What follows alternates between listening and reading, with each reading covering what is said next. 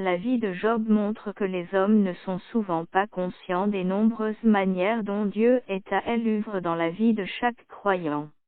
Elle aborde aussi la question courante de savoir pourquoi il arrive des malheurs à de braves gens. Cette question est vieille comme le monde et il est difficile d'y répondre, mais les croyants savent que Dieu est toujours aux commandes et que rien n'arrive par hasard, sans qu'il ne l'ait permis. Même s'il ne pouvait pas savoir pourquoi toutes ces tragédies le frappaient, Job était un croyant, qui savait que Dieu était assis sur son trône et conservait une parfaite maîtrise de la situation. Job était un homme, intègre et droit. Il craignait Dieu et se détournait du mal. Job 1, il avait 7 enfants et était très riche.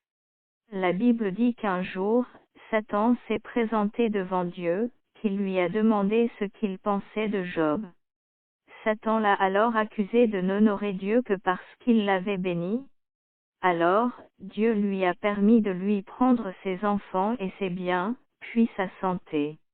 Job était profondément attristé, mais il n'a pas accusé Dieu. Job 22, 42, 7-8. Ses amis étaient certains qu'il avait péché et méritait son châtiment. Ils essayaient de l'en convaincre, mais Job maintenait son innocence, tout en posant ses questions à Dieu et en confessant qu'il voulait mourir.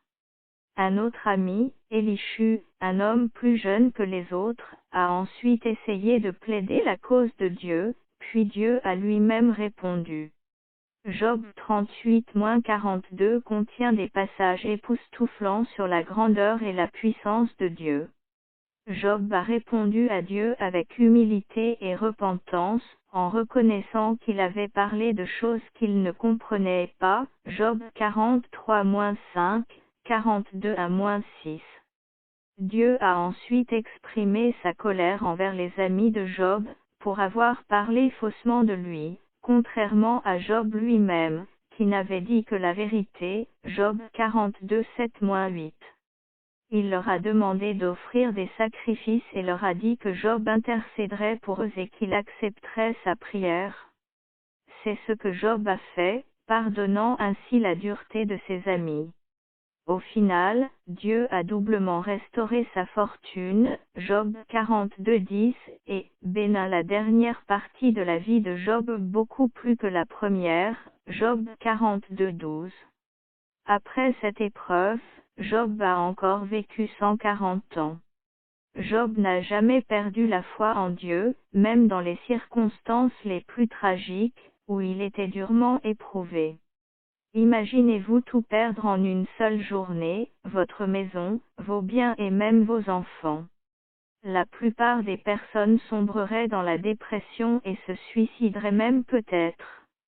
Job, bien qu'abattu au point de maudire le jour de sa naissance, Job 3-26, ne s'en est jamais pris à Dieu, Job 2-9-10, et n'a pas non plus douté qu'il restait aux commandes de la situation.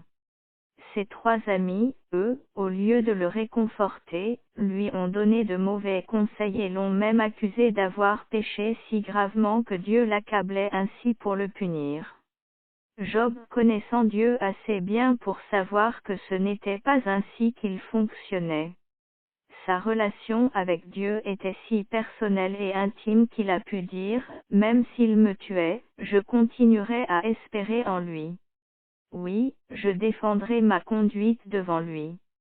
Job 13-15, quand sa femme lui a dit de maudire Dieu et de mourir, il lui a répondu, tu tiens le langage d'une folle. Nous acceptons le bien de la part de Dieu, et nous n'accepterions pas aussi le mal. Job 2-10. Le sort de Job, de la mort de ses enfants et de la perte de ses biens à la souffrance physique et au harcèlement de ses prétendus amis, n'a jamais fait faillir sa foi. Il savait qui était son Rédempteur, qu'il était vivant et qu'un jour, il viendrait sur terre physiquement. Job 19-25. Il comprenait que les jours de l'homme sont comptés et que rien ne peut y être changé. Job 14-5. L'ensemble du livre témoigne de sa profondeur spirituelle. Jacques décrit Job comme un exemple de persévérance. Mes frères et sœurs, prenez pour modèle de patience dans la souffrance les prophètes qui ont parlé au nom du Seigneur. Nous disons heureux ceux qui persévèrent.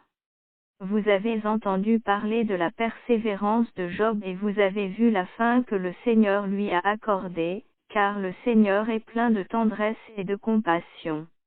Jacques 5:10-11, le livre de Job contient aussi plusieurs faits scientifiques et historiques. Il affirme que la Terre est ronde bien avant l'avènement de la science moderne, Job 22:14. Il décrit des dinosaures, ce terme n'est pas employé, mais la description du Béhémoth leur ressemble clairement, vivant côte à côte avec les hommes, Job 40:15-24. Le livre de Job nous permet de voir derrière le voile qui sépare le monde terrestre du monde céleste. Au début du livre, Satan et ses anges déchus ont toujours accès au ciel, entrent et sortent librement et y rencontrent Dieu.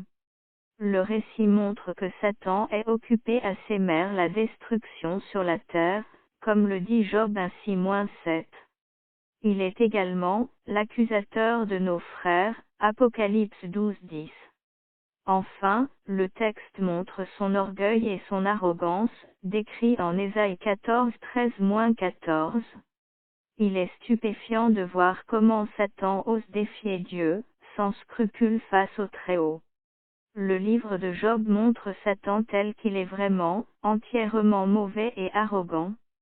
La leçon la plus importante que nous pouvons tirer du livre de Job est que Dieu n'a pas de compte à rendre à qui que ce soit pour la manière dont il agit.